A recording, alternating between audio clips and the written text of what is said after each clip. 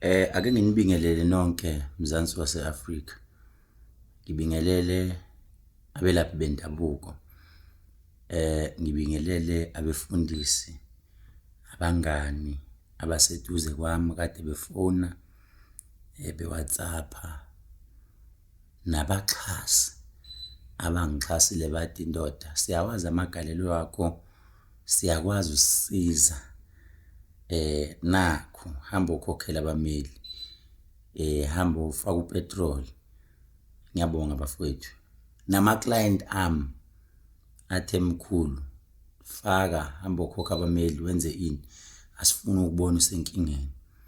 Okokuqala ngikusho lokuthi ngizobe ngiseGoli this Friday, Saturday, Sunday e379 Bilikicane Street eSoweto.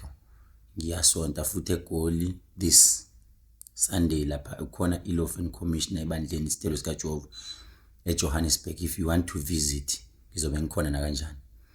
Cha bafowethu, angidlulisa ukubonga komama bomkhonto wesizwe, Ground Forces umkhonto wesizwe, and everyone okade ekhuleka ephahla. Angikutsheleke wona ongakholwa, cha umuthi ukhona. Umuthi ukhona, uyathanda uthandi.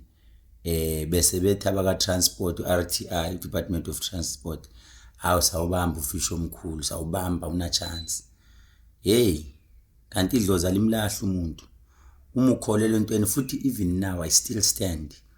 Ngiyakholelwa emthini ngalendlela esimanga ngoba ngiubonile ungenzela imanga. Ngiubonile ungenzela imanga ezinkulu kakhulu. Ngehlelwe isimo ke sinzima last week Thursday la ngibanjwe khona amaphoyisa.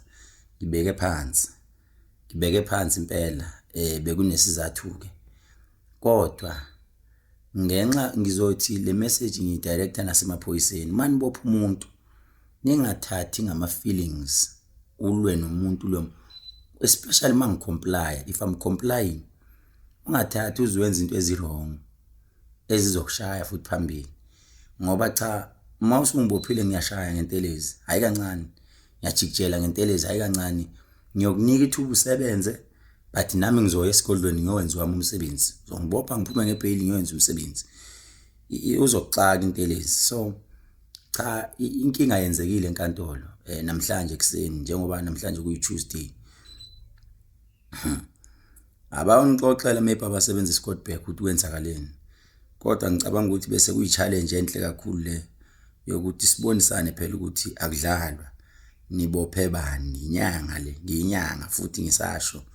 Bese kuyisikhathi ukuthi sikhombisane ukuthi cha makufanele umuthi khubalo lidlale. Cha umuthi awufike ekhaya, angeke siloke sikhuluma, bayokhuluma be-social media, sabotage, do whatever, but emthini mase kuthiwa emthini. Ngicabanga ukuthi babheme bakholwe enkantolo babona ukuthi into ethi muthi ikhona. Uyabona umshushisi loyana lo mama lo weNdiya, the prosecutor will tell you all the details about this doctor who's here. They will tell you that hey, this man is a bastard. It was unbelievable. But what I can say is I believe in traditional herbs. Whatever you do, that is why I always humble myself by all means and respect the youngest and the oldest. I will always do that. If you've got a problem with me, which means you and your ancestors, you've got a bigger problem that you need to go and sort it out. And angimzondi usisi owangibopha wangafuni nokungimamela. Angimzondi lo aka RTI ubani uNgcobo. Angimzondi. What I will say is maybe ikhona inkinga okufanele uyilungisa naye emsamo wakhe sekhaya kubo, ngoba ngiyaqala ukuthi ngixabane nephoyisa ngale ndlela, liqabane nami ngale ndlela, lingafuni nokungimamela. Isikhathi esiningi sisebenzisana kahle kakhulu namaphoyisa, kahle kakhulu, ngoba ngithi mangima ngihloniphe kakhulu. Cha ngibonga amakhehla kithi.